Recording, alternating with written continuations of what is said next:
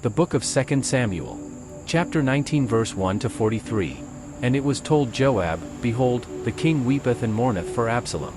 And the victory that day was turned into mourning unto all the people, for the people heard say that day how the king was grieved for his son. And the people gat them by stealth that day into the city, as people being ashamed steal away when they flee in battle. But the king covered his face, and the king cried with a loud voice, O my son Absalom, O Absalom, my son, my son. And Joab came into the house to the king, and said, Thou hast shamed this day the faces of all thy servants, which this day have saved thy life, and the lives of thy sons and of thy daughters, and the lives of thy wives, and the lives of thy concubines.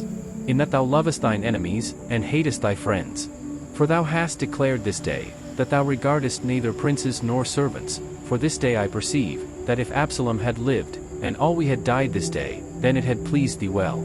Now therefore arise, go forth, and speak comfortably unto thy servants, for I swear by the Lord, if thou go not forth, there will not tarry one with thee this night, and that will be worse unto thee than all the evil that befell thee from thy youth until now. Then the king arose, and sat in the gate. And they told unto all the people, saying, Behold, the king doth sit in the gate. And all the people came before the king, for Israel had fled every man to his tent. And all the people were at strife throughout all the tribes of Israel, saying, The king saved us out of the hand of our enemies, and he delivered us out of the hand of the Philistines, and now he is fled out of the land for Absalom. And Absalom, whom we anointed over us, is dead in battle. Now therefore why speak ye not a word of bringing the king back? And King David sent to Zadok and to Abiathar the priests, saying, Speak unto the elders of Judah, saying, Why are ye the last to bring the king back to his house? Seeing the speech of all Israel is come to the king, even to his house. Ye are my brethren, ye are my bones and my flesh, wherefore then are ye the last to bring back the king? And say ye to Amasa, Art thou not of my bone, and of my flesh? God do so to me, and more also, if thou be not captain of the host before me continually in the room of Joab. And he bowed the heart of all the men of Judah, even as the heart of one man, so that they sent this word unto the king, Return thou, and all thy servants. So the king returned, and came to Jordan. And Judah came to Gilgal, to go to meet the king, to conduct the king over Jordan. And Shimei the son of Gera, a Benjamite, which was of Bahurim, hasted, and came down with the men of Judah to meet King David. And there were 1,000 men of Benjamin with him, and Ziba the servant of the house of Saul, and his 15 sons and his 20 servants with him, and they went over Jordan before the king. And there went over a ferry boat to carry over the king's household, and to do what he thought good. And Shimei the son of Gera fell down before the king, as he was come over Jordan, and said unto the king, Let not my lord impute iniquity unto me, neither do thou remember that which thy servant did perversely the day that my lord the king went out of Jerusalem, that the king should take it to his heart.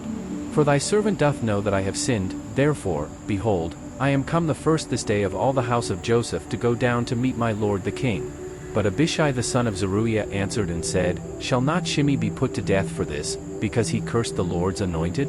And David said, What have I to do with you, ye sons of Zeruiah, that ye should this day be adversaries unto me? Shall there any man be put to death this day in Israel? For do not I know that I am this day king over Israel? Therefore the king said unto Shimei, Thou shalt not die. And the king sware unto him.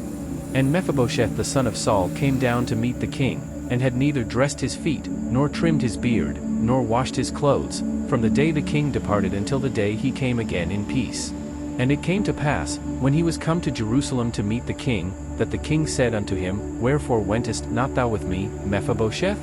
And he answered, My lord, O king, my servant deceived me, for thy servant said, I will saddle me an ass, that I may ride thereon, and go to the king, because thy servant is lame.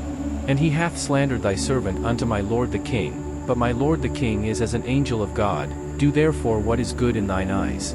For all of my father's house were but dead men before my lord the king, yet didst thou set thy servant among them that did eat at thine own table.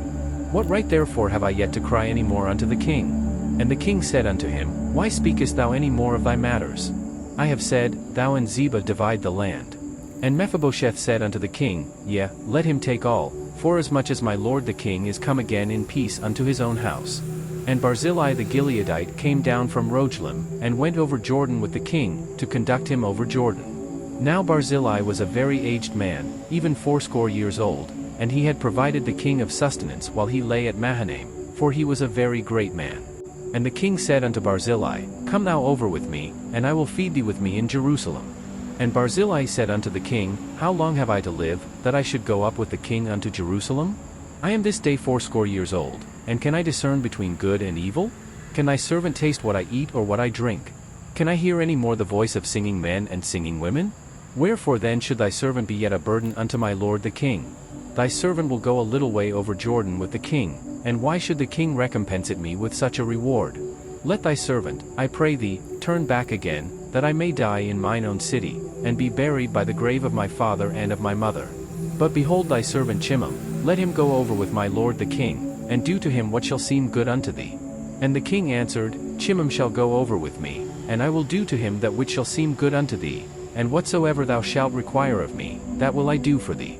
And all the people went over Jordan. And when the king was come over, the king kissed Barzillai, and blessed him, and he returned unto his own place. Then the king went on to Gilgal, and Chimham went on with him, and all the people of Judah conducted the king, and also half the people of Israel. And, behold, all the men of Israel came to the king, and said unto the king, Why have our brethren the men of Judah stolen thee away, and have brought the king, and his household, and all David's men with him, over Jordan? And all the men of Judah answered the men of Israel, Because the king is near of kin to us, wherefore then be ye angry for this matter? Have we eaten at all of the king's cost? Or hath he given us any gift? And the men of Israel answered the men of Judah, and said, We have 10 parts in the king, and we have also more right in David than ye. Why then did ye despise us, that our advice should not be first had in bringing back our king? And the words of the men of Judah were fiercer than the words of the men of Israel.